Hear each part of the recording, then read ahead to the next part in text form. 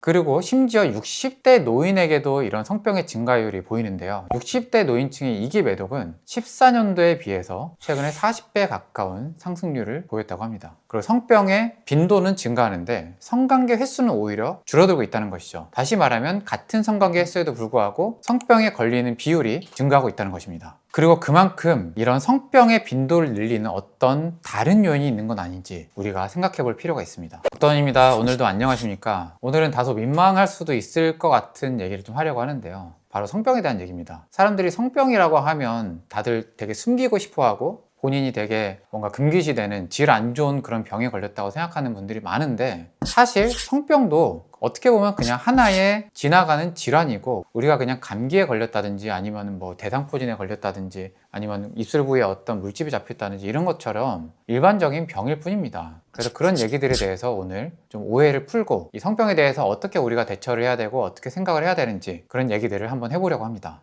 자, 성병은 제대로 말씀드리면 성맥의 감염병입니다. 이 성맥의 감염병이 갈수록 증가하는 추세인데요. 대표적으로 헤르페스 같은 포진류 성병, 헤르페스라는 게 이제 우리 입술에 물집이 생기는 건데 그게 음부에 생기기도 합니다. 음부에 생기게 되면 그거를 우리가 성병에 포함시키고 있거든요. 그 헤르페스 같은 경우는 최근에 3배 넘게 상승을 하고 있습니다. 그리고 심지어 60대 노인에게도 이런 성병의 증가율이 보이는데요. 60대 노인층의 이기 매독은 14년도에 비해서 최근에 40배 가까운 상승률을 보였다고 합니다. 여기 하나 더 해서 2021년의 청소년 건강행태조사에 따르면 청소년의 첫 성관계 나이도 14세대로 낮아지고 있다고 합니다. 그만큼 성병에 걸릴 수 있는 연령폭은 매우 커진 것이죠. 어떻게 보면 우리나라는 나이대가 이렇게 청소년부터 노년층까지 이 많은 연령층에서 성병이 점점 증가하고 있는 사회가 되어가고 있는 것입니다. 그런데 놀랍게도 전체적인 성관계 횟수는 해가 지날수록 점점 줄어들고 있다고 합니다. 결론적으로 성병에 걸리는 연령대는 늘어나고 그리고 성병의 빈도는 증가하는데 성관계 횟수는 오히려 줄어들고 있다는 것이죠. 다시 말하면 같은 성관계 횟수에도 불구하고 성병에 걸리는 비율이 증가하고 있다는 것입니다. 근데 물론 이것은 성병으로 병원을 찾는 비율이기 때문에 절대적인 성병의 빈도수는 아닐 수도 있긴 합니다. 하지만 이 통계를 봤을 때 성병의 증가 추세가 있다는 것은, 그리고 그만큼 이런 성병의 빈도를 늘리는 어떤 다른 요인이 있는 건 아닌지 우리가 생각해 볼 필요가 있습니다. 그럼 제가 그 답을 말씀드리기 전에 그 성병에 영향을 주는 어떤 그 요인이 뭔지 한번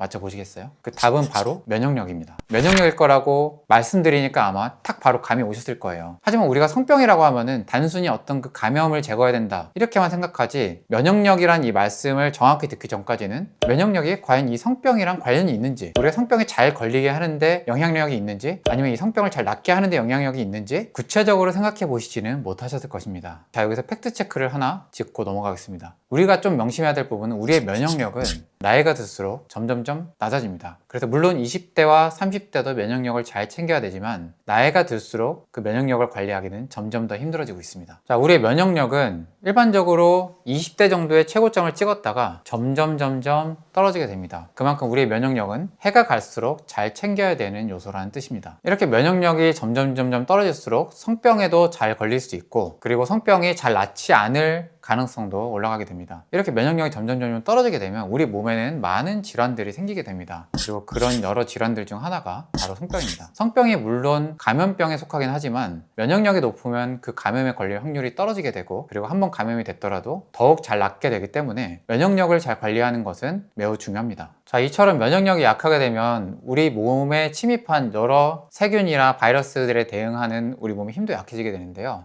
자, 제가 우리의 몸속에서 실제로 벌어지고 있는 일들을 한번 영상으로 같이 보여드리려고 합니다. 첫 번째 영상은 우리 몸의 면역세포가 사투를 벌이고 있는 영상입니다. 그리고 두 번째 영상은 우리 몸의 면역세포가 제 기능을 하지 못해서 암세포가 증식하는 영상입니다. 그리고 세 번째 영상은 면역력이 좋을 때 나타나는 자가포식이라는 영상입니다. 우리 몸은 우리 몸을 스스로 치료할 수 있는 힘을 갖고 있습니다. 우리 몸에 그 스스로 치료할 수 있는 힘이 남아있으면 제대로 병을 물리칠 수 있고, 그 힘이 없으면 병이 우리 몸에 잘 퍼지게 되는 것입니다. 그리고 그 힘이 바로 면역력입니다. 자, 우리가 잘 생각을 해보겠습니다. 여러분의 몸은 지금 그런 바이러스나 세균들과 싸울 수 있을 만큼 건강하다고 생각하시나요? 우리 몸이 건강하지 않으면 나도 모르게 그런 바이러스나 세균들이 잘 침입할 수 있는 환경이 되는 것이고, 그게 아니고 우리 몸이 건강하다면 그런 바이러스나 세균들을 잘 이겨낼 수 있는 힘을 가지고 있는 것입니다. 그래서 이 면역력을 잘 챙기는 것은 매우 중요하고 그 면역력을 어떻게 잘 챙겨야 되는지 그 부분은 나중에 또 자세히 다뤄보도록 하겠습니다. 그리고 우리가 면역력에 대해서 얘기한 김에 잠깐 재미있는 얘기를 좀 드리고 넘어가려고 합니다. 이런 성병과 면역력에 관련된 내용은 이미 동의보감 시절부터 있던 내용입니다. 과거에도 그런 성매개 감염병이 많았었겠죠. 과거에는 뭐 심지어 요새 쓰는 뭐 콘돔이라든지 그런 것도 없었을 테고, 그래서 동의보감에서는 이런 성매개 감염병에 대해서 선유량탕이라든지 팔정선, 이름이 어떻게 보면 좀 어렵죠. 이런 한약을 복용해서 치료를 하게 하고 있습니다. 이런 한약들은 전부 다 우리 몸의 기능을 정상적으로 만들어주고 면역력을 좋게 하는 그런 약들입니다. 물론 그 약들 안에는 그런 세균이나 바이러스를 치료하는 그런 성분들도 들어 있습니다. 그런데 어쨌든 옛날 선조들이 치료했던 방식에는 단순히 바이러스와 세균에 대한 것뿐만 아니라 우리 몸의 면역력을 기르는 약재들을 반드시 같이 썼다는 것을 우리가 살펴보는 것이 중요합니다. 그런데 우리가 흔히 면역력을 기르라고 말씀을 드리면 단순히 몸에 좋은 것을 잘 먹으면 면역력이 길러진다고 또 생각을 하시는 경우도 있어요. 근데 많이들 해보셨지 않나요? 어떠신가요? 우리의 체력이 길러지고 건강해지고 그런 질환들에 대해서 좀 자유로워지셨나요? 물론 우리가 그런 것들을 잘하면 어느 정도 도움은 되셨을 텐데, 그런 식으로 단순히 뭔가 몸에 좋은 것을 잘 챙겨 먹는 개념만으로 면역력이 좋아지는 건 아닙니다. 우리의 면역력은 우리가 치료 개념으로 접근을 해야 돼요. 그러니까 바이러스랑 세균을 물리칠 때도 어떤 치료 개념으로 접근을 하듯이 면역력을 길러주는 것도 우리가 치료라는 개념에서 접근을 해야 됩니다. 그래서 우리가 흔히 보약이라는 개념에서 보하는 약이라고 얘기를 하죠. 우리가 식품과 약은 항상 구분해서 얘기를 하고 있습니다. 우리가 이처럼 약이라고 얘기를 하는 것은 그 치료 개념이 반드시 들어가야 되기 때문에 그렇습니다. 그래서 우리가 면역력에 대해서 접근할 때도 단순히 좋은 것을 많이 찾아 먹는다 이런 개념으로 하면 이제 공허에 우리가 노력만 낭비하고 좋은 결과를 못 얻을 수도 있기 때문에 반드시